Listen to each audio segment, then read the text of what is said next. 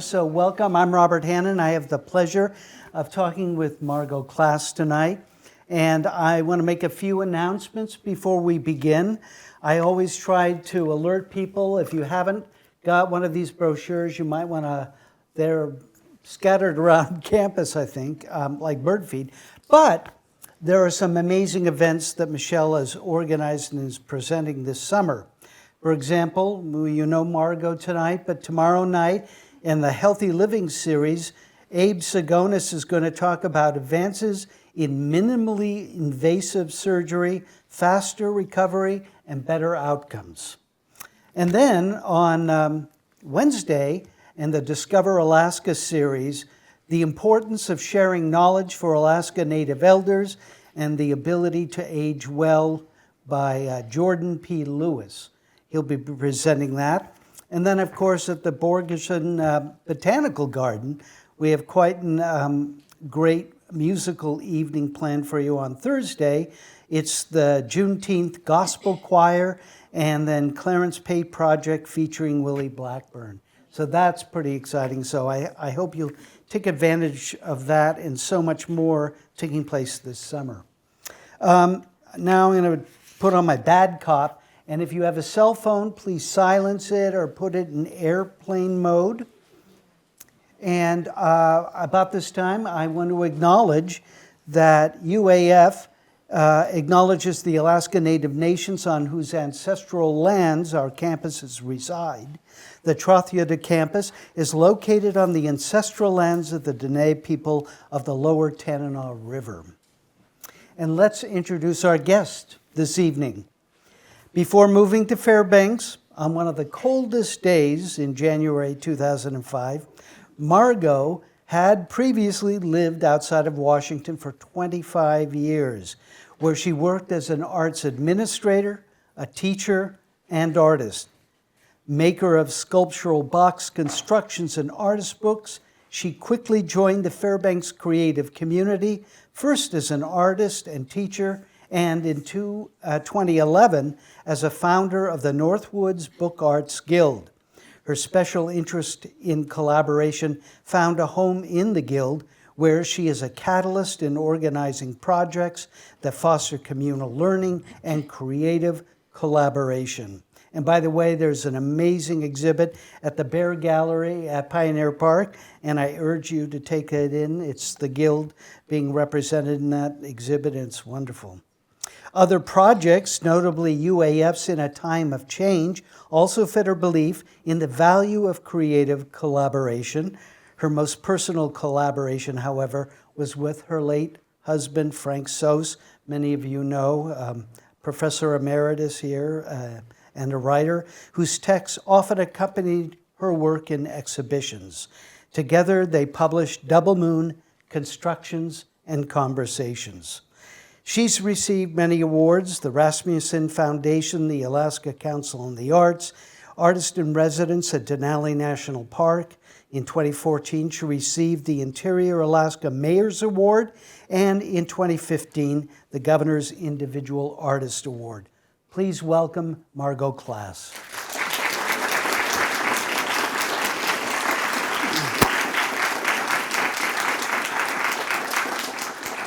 Thank you, Robert. You're welcome, Margo. That was too much. Yeah, too much. Oh, come on, no.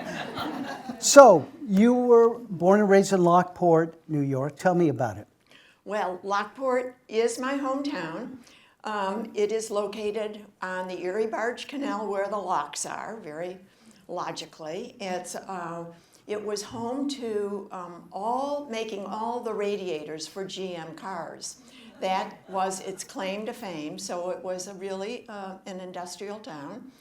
And my dad was a town dentist there. And it was a wonderful place to grow up, about 35,000 people.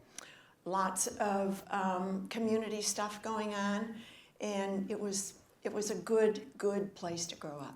Now, your dad practiced out of the home, is that right? He did, yes. Yeah. And so I got to see up close and personal all that went on in his office, and it was actually one of my favorite places to hang out.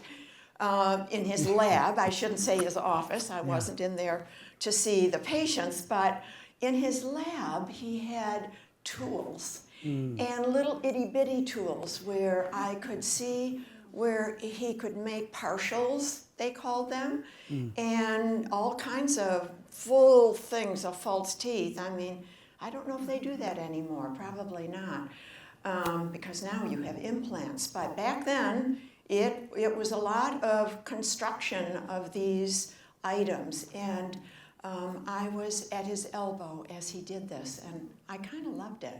Well, I know some dentists are quite not artistic, but they're really painstakingly accurate, of course, in constructing these elements in their practice. So, did you ever help with that kind of thing? Oh no, I wasn't that professional. Say aw.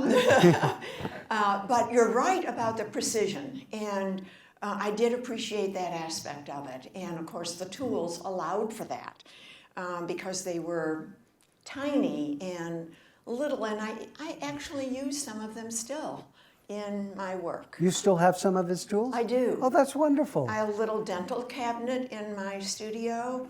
I don't use it for dental tools anymore, but if you open a drawer of that unit, you can smell the office. And you know what I mean if you've been in a dental office of a certain age. Yeah. It's like a Pavlovian response. You want to floss immediately, right? Or flee, maybe. Yeah, or flee, yeah. Well, Right. another special spot for you was your grandmother's attic. Is that right? Oh, yes, and Yeah. he knows that because I already told him that. But my grandmother had an attic with a cherry secretary up there. And the secretary had all kinds of cubbies, little niches of spaces that I made little arrangements in. Does this sound familiar in a funny way? And the drawers below that had all kinds of fabric in it. And I would spend hours up there making things from the fabric, bits of fabric, and they glittered, and I don't know where they came from, but all sorts of little things. Probably I was making some doll clothes or little objects of some sort. I don't have any of them, but I do remember being up there, being very content to be alone, doing that kind of solitary work. And I'm not sure I shared this, but I wasn't well as a child. I had asthma almost all the time, allergic to everything.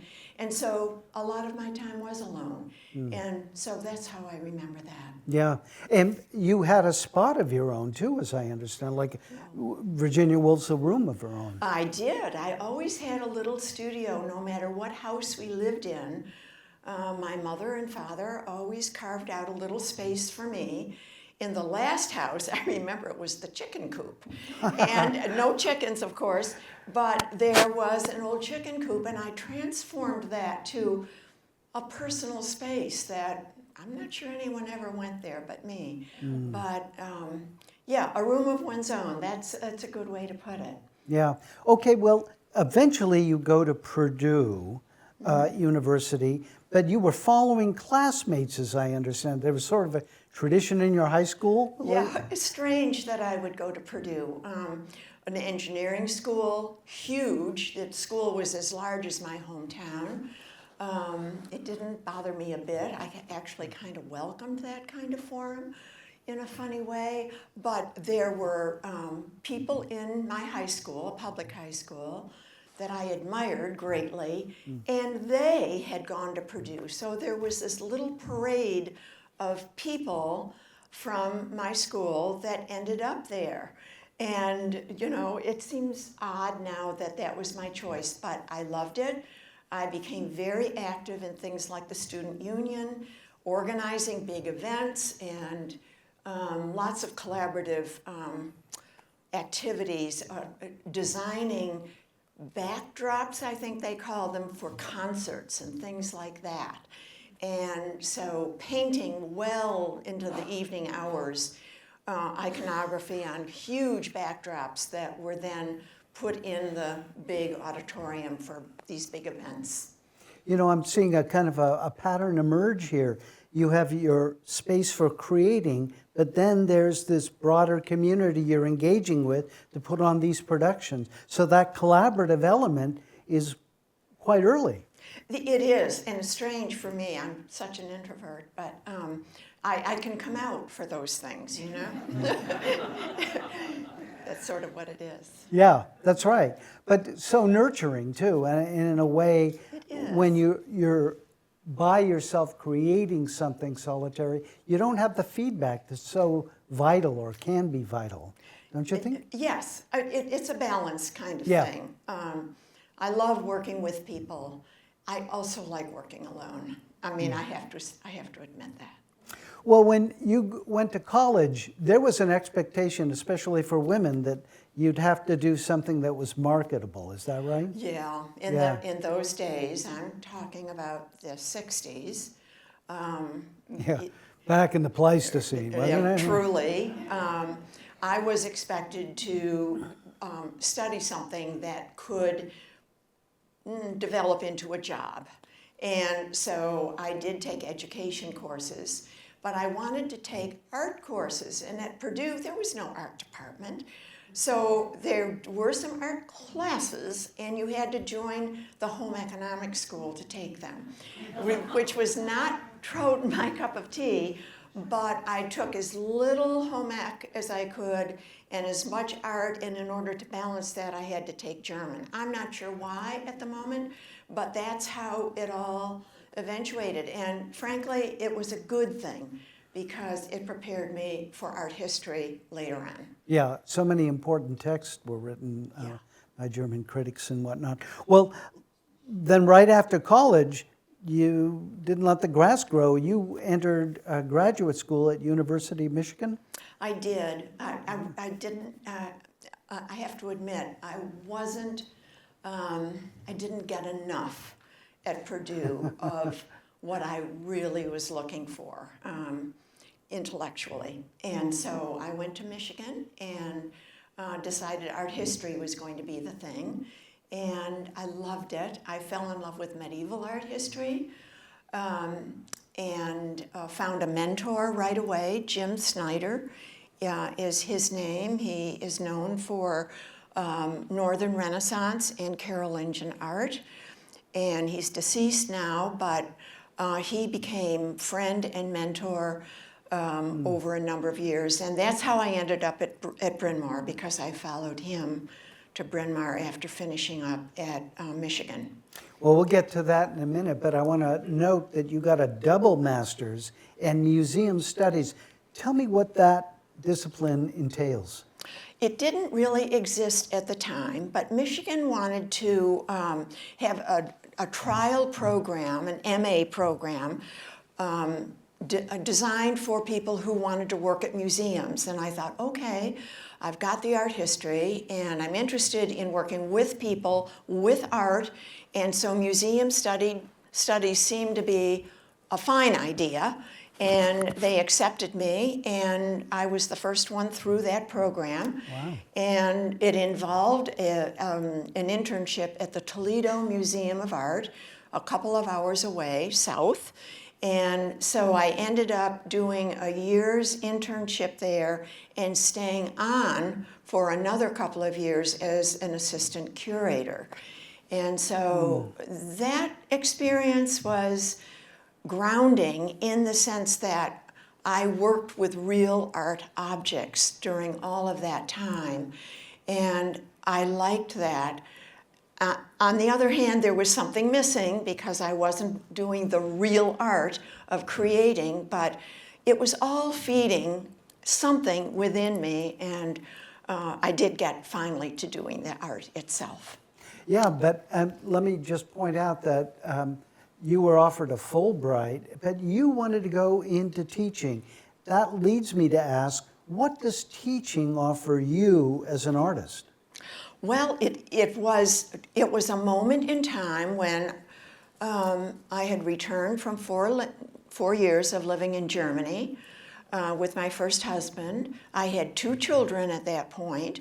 I had not finished my PhD, and the Fulbright would have done that, But instead, I went to Dumbarton Oaks, which is a medieval center for study in Washington, D.C., and I finished up there. And so I got the degree, and I said to myself, okay, now what? And I did a little teaching on the college level through Lewis and Clark College, which had a program in DC, but more and more I wanted to work with art in my hands, with media, with people. I did not actually have an art teaching degree, even though I had done those ed courses. You know how they are. I had no certificate. I had no credentials, but I literally talked a nun, a sister who was the head of school at a country day school in Washington, to take a chance. And she said, I'll do that. And so I taught third graders. And right away, we did big projects that involved more than the third grade and involved some pretty interesting things, I thought at the time. My daughter was in the third grade, and so I knew what third graders needed and liked. So that fed me the knowledge that I needed as background for doing this, I think. And anyway, I stayed with that school about 6 years. And as my daughter grew, I grew up in teaching one grade more, then one grade more, and finally I was ready for the big time of high school. So I looked to another school, and I believed in all women's schools.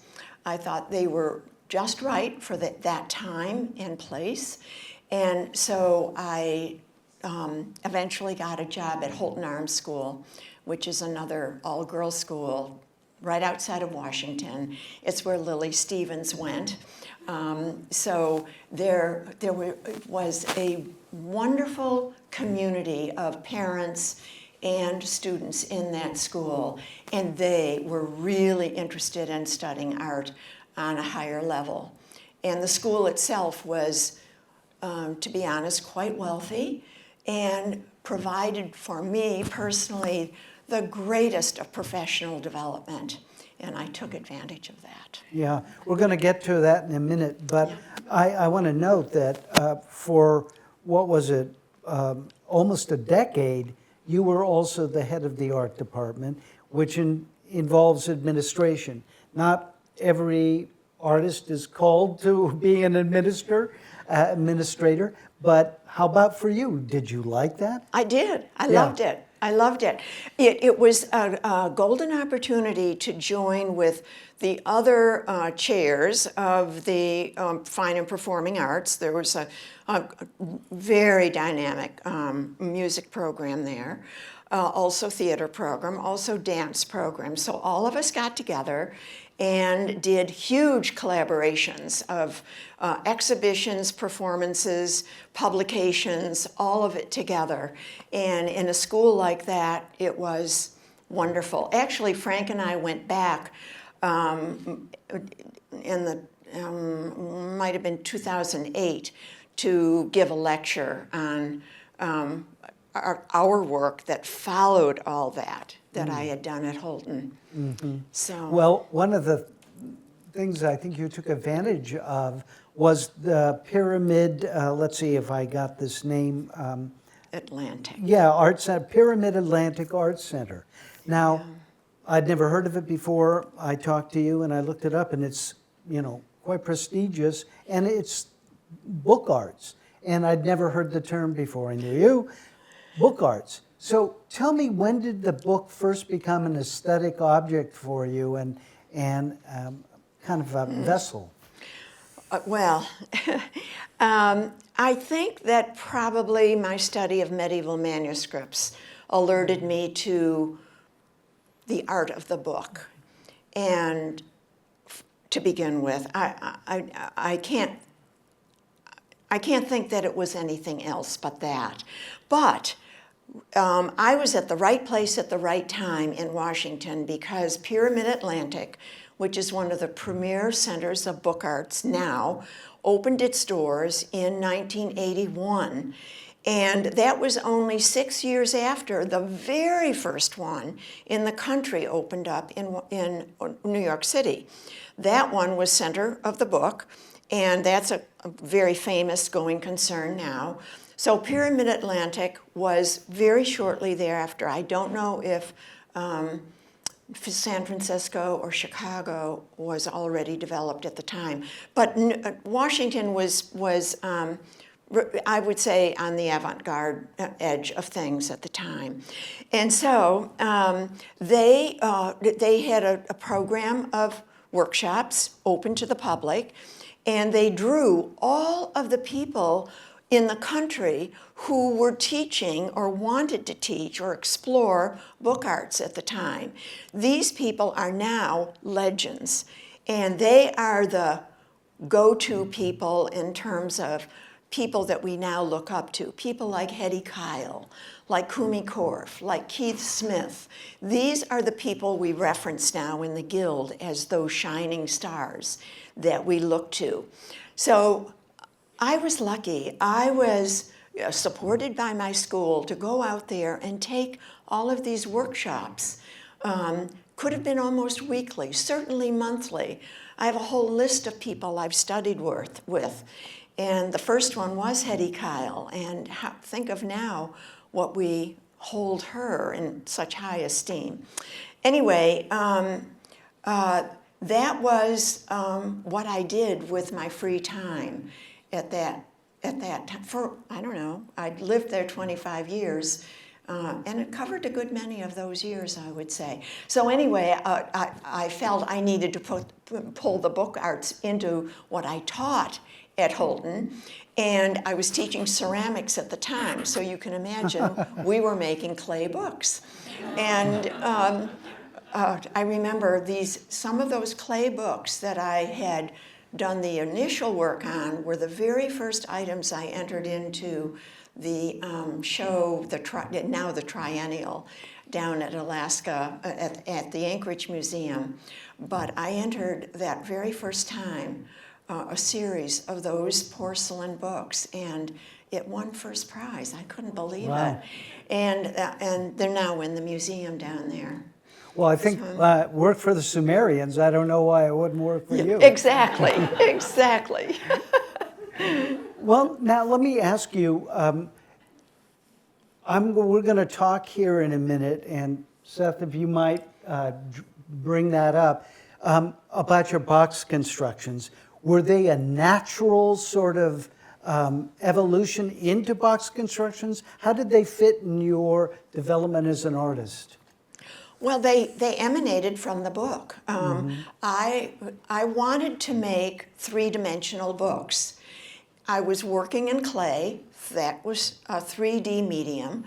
And I thought, I want to make books. That's a 3D medium. And so very early on, I did that. And what you're looking at on the screen right now, it comes from those very early years where I decided I would do that. And I had to convince people that that was a book. But if you were to close that and open it, you would see that the various parts of it were the equivalent of pages, and the front of it was the equivalent of a cover, and what you look at right now was the equivalent of content. And it was a visual content, most of my books are, but that's perfectly all right, especially now in the book arts world. Almost anything goes. Well, I want to talk a little bit about each of these pieces, if I might, because this one's called Resurrection, and that egg motif, I know, is a thread throughout your work, and it is, if I can use the expression, archetypal. The cosmic egg is a huge mythological motif in world history. Well, you know, this one happens to be a billiard ball, which I hope is not degrading the egg, because an egg would be much more pure in my mind. But the idea of the circle, of the orb, was to me the equivalent of the cosmos.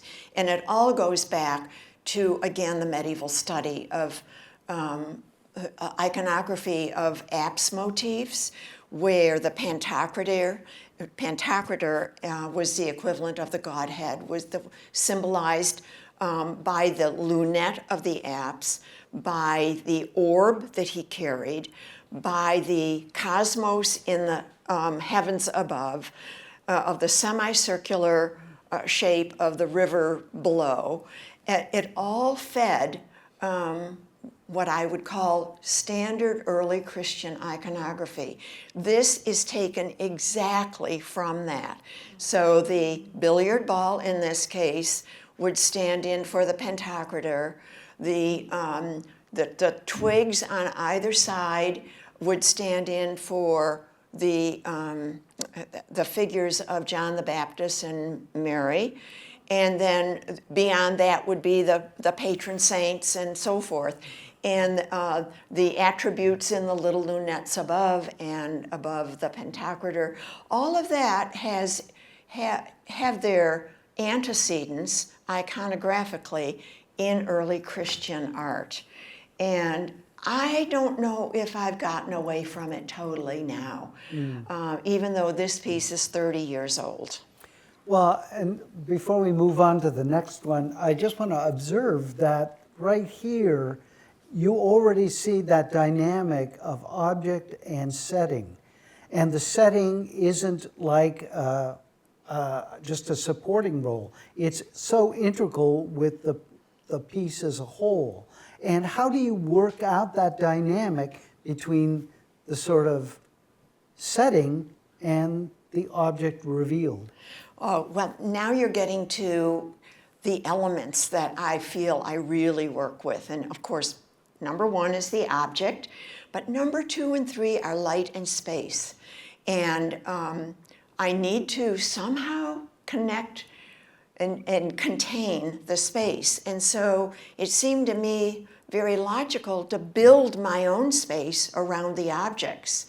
And so all of those boxes, as I call them, are constructed by me around the objects. The composition comes first, the space comes second, and then how to do the light comes third.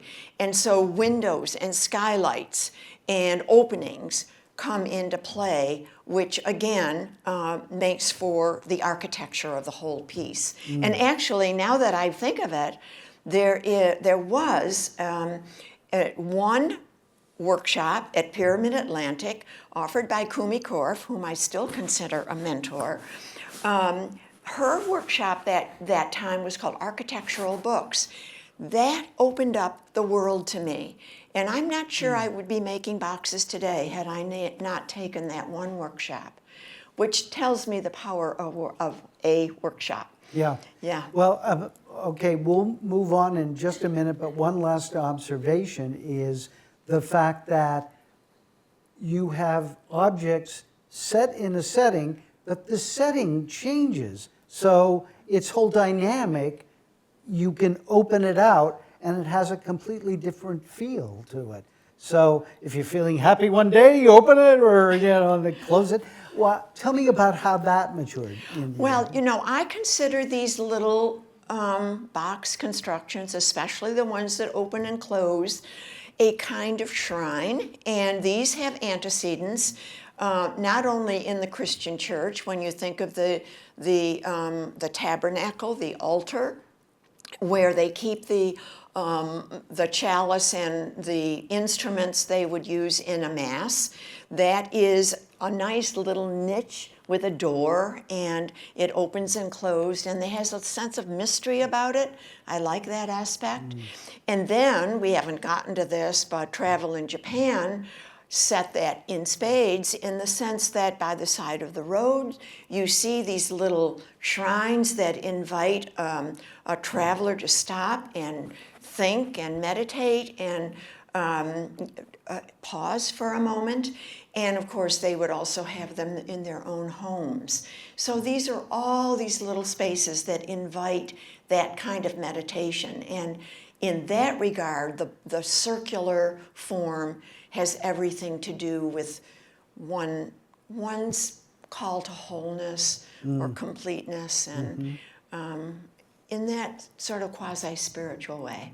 You know, it's so interesting hearing you talk. I was recalling that in ancient Rome, they used to set little statues at the boundaries to demarcate sort of plots of land, so that a little, you know, deity was kind of watching out for your space there. And it kind of goes to that idea that even something mundane as farming, once a figure is placed in there, carries this resonance as something a little more, you know, perhaps spiritual, perhaps just more thoughtful or transcendental in a way. Well, let's go on to the next one, because the next one you have here is Something Not at All Myself. Okay, now this really is an egg. It looks like a billiard ball now. So there was a moment in time when the boxes with doors and windows became independent boxes on the wall. That didn't happen until later. One might think that it was the other way around, but not so. In 2002, I had a sabbatical from Holton, the school I was at, and I went to an artist retreat, Virginia Center for the Creative Arts, and there I was given a studio where I could work by myself for 3 weeks and to see what happened. I remember that very weird day when I arrived there, and I was faced with solitude, 3 weeks of it, by myself. No one was allowed in the room. They brought your lunch to the room, and so you could really have solitude. Anyway, I brought my objects. I was planning to make more altarpieces, but something really happened. I distilled that central image and put it on the wall. And this is one of the very first pieces that came from that experience. And I think the title of that, Something Not at All Myself, says it all, because there, that egg on top was something fertile and open and whole and good. And the chair that I put below it was a stand-in for myself, I think, and the chair has become quite a symbol for my inner self in any piece that comes thereafter. But there it is, and I'm not sure I've gone too far from that very early piece. Well, the next piece, entitled Tea House, brings up another influence on your work, and that's from Japan. Yes, and this is very Japanese. And so notice how I've gone from lots of objects to tell what I want to say in a piece to here just 3. And I'm counting the little stand it's on and the rock that is the beautiful orb here in a rock form, and just a simple twig from the forest. This is a piece that it came after I went to Japan and felt the influence of distilling to its very core objects what I wanted to say. And it's named Tea House. The light you can see coming in from the multiple windows around the central image, and that was to control how the light and space worked with that very simple composition. And very often in a tea house, you'd get a little niche like that with a little raised area called a tokonome, and that was where a Japanese person would put something to elicit contemplation. Very often it would be accompanied by a scroll with a haiku poem on it, something like that. Anyway, that element of contemplation is intended here. And so, and it occurs to me in Japanese temples, there's always a little raised beam that you have to step over into the grounds of the temple to make you mindful that you're moving in from the mundane into the sacred, as it were. yeah, I love it when I see people coming really close to a box, and I know that in some way they are entering that space, and that's everything that I intend. And what they find there is up to them, but the entering is the Right. point. Yeah. Well, it's very much like so much art, it's almost like a mirror that you bring your mind and attention to it and see something of you reflected in it. But let's move to the next one, Early Snow, because I want to talk about place in many of your pieces. So Well, you explain can, this one. Yeah, now I've become a real Alaskan. I hope that's evident in this piece. The orb, again, is a most perfect rock, the most essential of forms in my mind. Here I've given it an Alaskan atmosphere using little branches from the boreal forest. And it's called Early Snow and references that storm of 1992, which people in this room will remember. I wasn't here for that, but I certainly heard about it. And every time I see a birch tree bowing over, I think of that history. And that's what I had in mind when I made this piece. And the harshness of it is indicated by that saw-like form in the back of the perfect stone. And again, it's up on a pedestal, inviting contemplation. Well, so many of your pieces have these windows and to allow light on. And of course, in Alaska, light is at a premium, or it's not. It's in an abundance. But it's that kind of very interesting connection we have with light every day. The light is as important as the space. So when I put the space around something like this, I am really controlling that space. That is my intent anyway. And so I make it as close as intimate as I possibly can. And then secondarily comes the light. And as you can see in this piece, I have 4 windows on each side and a very controlled skylight above. And when Chris Arndt photographs my work, as he did this one and all of them, he loves playing with that light. And of course, I love that he does that. Yeah. Okay, let's move on to Temple, because it's a sequence of 2, obviously.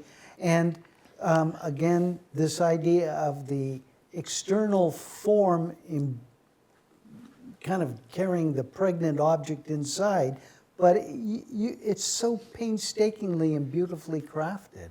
Well, craftsmanship means a whole lot to me. Yeah, I mean, I teach it, and anyone who's taken a class from me knows how persnickety I am. But I included this only because all these pieces have outsides. And so the closed form has a meaning as well. It is the invitation to open up, to enter in. And I don't think that entering in is complete without the opening up. So this is the outside of a piece entitled Temple. And here is the inside, where the cosmic forms are almost split in 2, where the cosmos is in glass form in this case, and is above the rock form again below it. They work together. And it's very Alaskan, again, in my mind, because I'm combining the wood and the metal, the worn metal, the rusty old stuff that we find around and think is beautiful, and it is beautiful. And anyway, it's that combination of raw materials, and I include in that space and light that makes this the temple that I intend it to be. You know, it reminds me that we often talk about the firmament above. You know, in the Old Testament, they thought it was a little kind of a dome surrounding the earth. So that kind of fits. Well, let's move on to the Alaskan Book of Hours. And which hour is this? This is prime. This is intended to stand for spring. The Alaskan Book of Hours is probably my major work of Alaskan boxes. They're all wall pieces, all large for me, standing at about 24 inches high. A series of 8 that are intended to align with the Book of Hours. As in the Middle Ages, they were all prayers that were scattered through the day to mark the hours of the day. But in my Book of Hours, I intend to mark the Alaskan seasons through the year, so that prime, in this case, would indicate spring. And so my hope is that you see spring in this, but not without the cosmos being included. If you saw all 8 of these, you would see that included in almost, very emphatically, in almost every single one of them. In this case, it's a lid from some sort of vessel, and I'm not sure where I got it or where it came from. I often don't know these things and sometimes prefer not to know. But the sort of growing things in front are Liberian currency. They're not coins, but they stand in for coins. And they're not whole in this case. I didn't use the whole thing. But they are metal and absolutely beautiful. And the piece of wood at the bottom probably came from the boreal forest. Well, I love this next one, Approaching Proximity. Yeah, this is a very recent work. And after Frank's death, I couldn't do boxes for about 2 years. And suddenly I thought, yes, I think I can do this again. And the boxes that come from this period, basically the last 2 years, are very spare. They're very without detail and really almost pure light and space, I would say. Not without my round form, but this one just evokes time and space and light. That's all it needed to be in this case. And so, yeah, that's all there is really to say about it. It stands on its own. But this is where I'm at. I don't know what comes next, but this is where I am right now. Well, if I might, just what it triggers in me is, the paradoxes of Zeno, the pre-Socratic philosopher, this idea that Achilles can never overtake the hare because there's an infinite regression that takes place of smaller and smaller degrees, so that nothing finite can pass through an infinite number of points. And that's what I thought immediately. So where do you get your titles from any of these pieces? Oh, I have no idea. It's not ChatGPT or something No, like that, like, what no. should I have here? No, this makes me think of my good friend Klass, who always says he does a painting and then sees what it is about, and then he gives it its title. I think I work in the same way. And I also don't know exactly how it's going to work until I handle the objects and play with them really in my hand on a grid so that I have measurements in mind. But I don't know, it's a mysterious process. Yeah, it is. And I think they represent that. But I do now want to turn to these found materials. For example, do you have some hidden cache that you go down into the dungeon and retrieve another object? How do you catalog them? Where do you find them? Well, I just have little categories, bins and drawers and boxes of things. There are certain things, though, that have to be out in front of me. And those are the most likely ones to be used. But if I find something that resonates, or 2 things or 3 things that resonate, then I'll start working with them and seeing what happens. It's a solitary process that is mysterious in its own way, and I know when it's right, and I know when there are enough things, when I take away enough that it is still saying, or I'm seeing what I want to see, then I don't add or subtract anymore. It is what it is. And then comes the color. That's a little more complicated. These boxes are all covered inside and out with Japanese papers.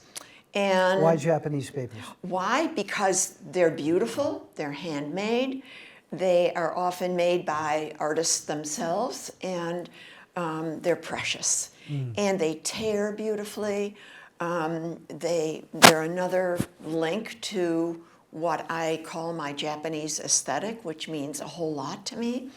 And they allow me to tear, so that when I tear a piece and apply it to the box, I am allowing the tears to show what the box is how the box is constructed inside, so that the inside pieces are reflected on the outside, if that makes any sense.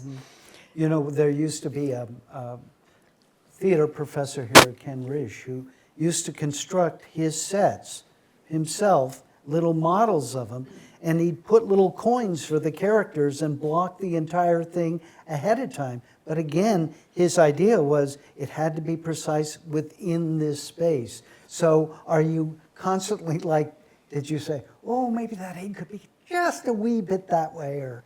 Yeah. Oh, it can only be exactly where it is. Yes. Yes, and I think you understand. Yeah, of course, I do. Yes. Well, let's turn to collaboration, because as we mentioned, one of your great gifts to us is inspiring the Northwoods Book Arts Guild. And so it's like the old cell group, for this area.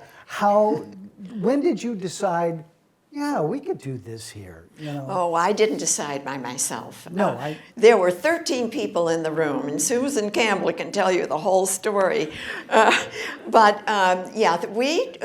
decided that we would gather, a few of us, to figure out if we wanted to do this. And she took notes, and we made a list of things we might want to do, and we've done those things. And anyway, we just decided we would start with a guild, and we're now in our 14th year, in our 4th major exhibition at the Bear Gallery, Books is Art 4, and I hope everyone goes to see it. It is something that is totally remarkable to me, and it's because of you out there. Because you did it, you came, you created. And we became a learning community together. That's the thing that amazes me, that Fairbanks did that. That the people here have that in them, and somehow it coalesced around books, and it also wasn't just books. Everyone brought to it their own thing, whether it was lace making or print making or fiber arts or literary arts. It all comes together in the most perfect of vessels, the book. And so I think you see that coming to fruition and in a glorious way in the show. Yeah, well, but so I'm kind of interested, do you all kind of get together and decide on a theme?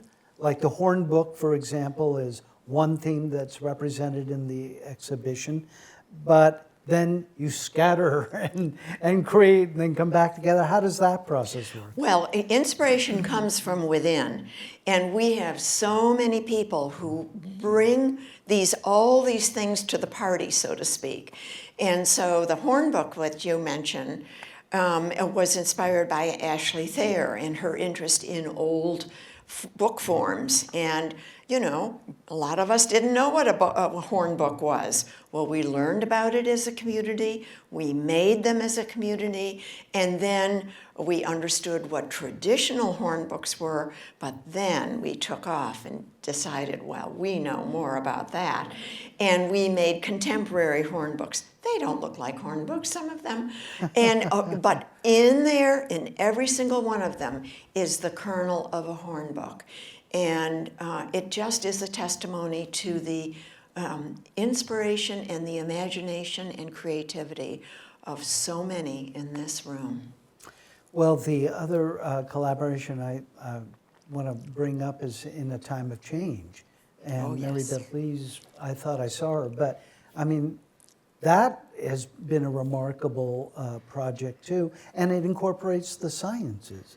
Yes, and so when Mary Beth Lee, director of In a Time of Change, started this program, and of course with the word collaboration in it, I was there. You bought in hook, line, and sinker. Yeah, it didn't take anything, but it's gone through several iterations. I think everyone in this room knows about it, and well beyond this room at this point.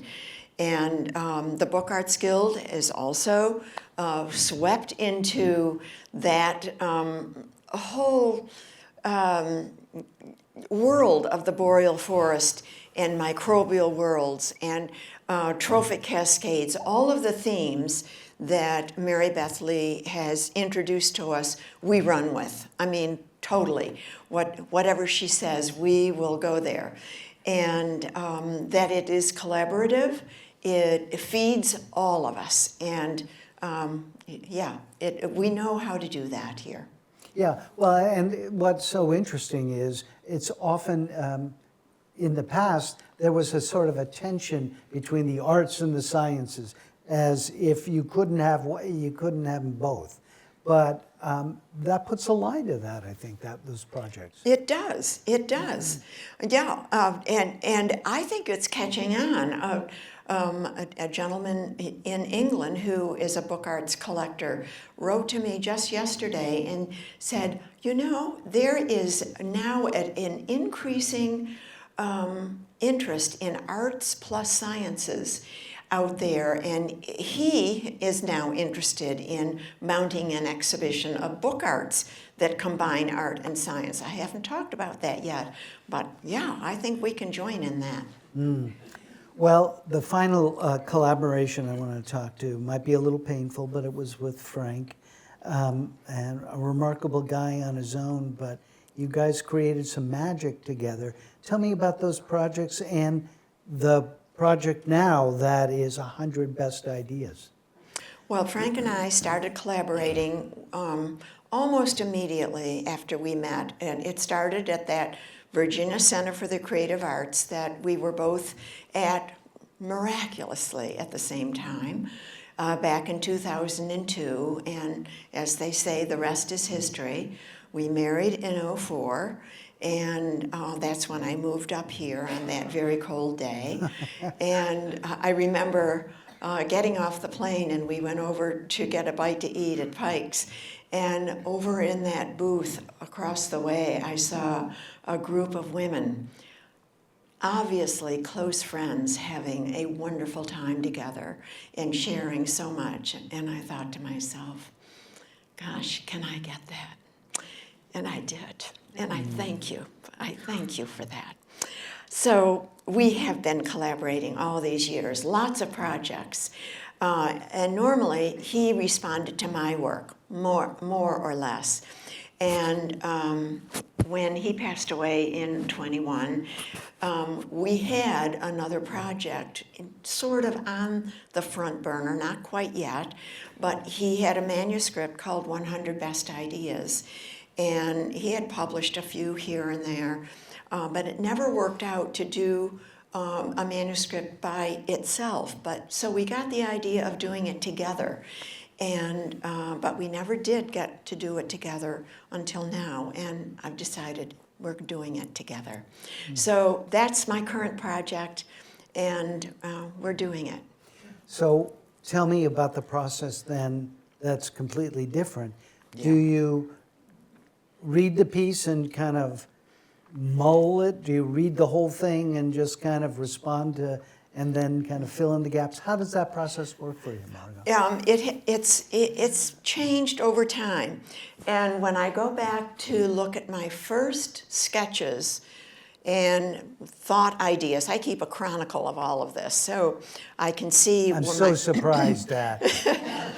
Yeah, at first I was sort of taking his words, formatting them on the page. All right, good. I can do that in an artful way. And I found myself decorating the page. And I thought, I'm not going to do that. I decided that if he were here and I were talking to him, I would say that you're using your language, which is a literary language, and I'm going to use my language, which is a visual language. And I do think that my working with objects is a visual language. Now, the page can't take objects, but it can take forms. And so I'm going to invent my visual language to go with your literal language. And so that's what you're going to see on the page. And it's no longer just decoration. It is as loud and speaks as clearly as his text does, and the ones that I've worked on so far. So I'm only about a third of the way through, but it's coming. And my first job is going to be to make an artist book of these ideas, and that is what I hope to achieve at the end of this summer. Well, somebody who's worked so much in three dimensions, working on the page in that flat medium, do you find some elements like tone or color are more present to you? Well, you know, curiously, color, yes, but it's the space.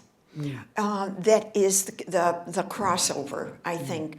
The space of the page is what it is, and that it's sort of like the box, and I can control that. I have controlled it because I've defined that. The space of his work, meaning the words on the page, I can control that. That's there. But then what I do with the rest of it, that's up to me, and that's where my language comes in. So the negative space and the positive space all play together there. And the color, I guess you could equate with light, because color and light have crossover too. So the conversation continues. The conversation does continue. That's lovely. Yes. Well, about this time, when we wrap up this portion of it, we open it for questions or comments. I know that there are several friends out there, a few. Does anybody have any comments or questions for Margo? I was wondering if there were any other box makers that also had a deep influence on you, because sometimes I see a stitch of Joseph Cornell, another box maker. And I just wondered if that was also an influence for you. Yeah. So other box makers Yeah. influential? People ask me that all the time, and especially in reference to Joseph Cornell. And yes, I love Joseph Cornell, and have followed him along the way, but he is not what I would call a major influence. When I look back and I look for those major influences, I look first and foremost to Kirchfitters, who is a Dadaist, who was well known for collecting detritus. And so it was the collection of things and seeing the beauty in objects and bits of paper and bits of stuff that he would find by the side of the road. And there would be not a river that Frank and I wouldn't stop at to look for sticks and stones and bits of old metal and that I would bring home for my work. And then I look at Joseph Cornell and I see all the beauty and all that, and the content that he oftentimes includes with words in there, which I normally wouldn't do. But his boxes are pre-made, and he puts his things into the pre-fabricated space, whereas I like the idea of making the space around the composition. So in that way, there's kind of an important difference. Yeah. But logical to bring that up. Well, if there are no more questions, I have one. Oh, Susan. I would like to make one comment because to emphasize what you said, that I'm one of the members, and I know there's many of us here from the Northwoods Book Arts Guild, and we are a very thriving community, and the only reason we are, I think, and I imagine everyone here would agree, is because Margo's beginning and continued leadership vision. She had a vision, and that vision is so alive in this guild and what she brings to us. And so I think in any organization, you can grow and thrive if you have a visionary. And Margo, as you can see, is that. So thank you for interviewing her, and compliments to her. No.